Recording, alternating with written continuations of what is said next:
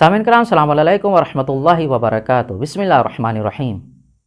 امام جعفر صادق علیہ السلام کی ذات والا نے ارشاد فرمایا، لا ینال شفاعتنا من استخف بالصلاۃ، جو کوئی بھی شخص نماز کو ہلکا سمجھے گا اسے ہم اہل بیت علیہ السلام کی شفاعت نصیب نہیں ہوگی۔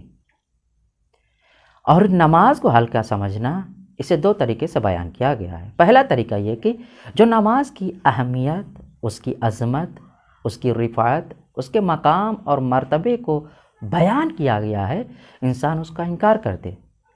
دوسرا یہ کہ انسان طاقت قدرت رکھتے ہوئے جو نماز کے شرائط اور شروط کو بیان کیا گیا ہے اس پر عمل کرتا ہوا نظر نہ آئے۔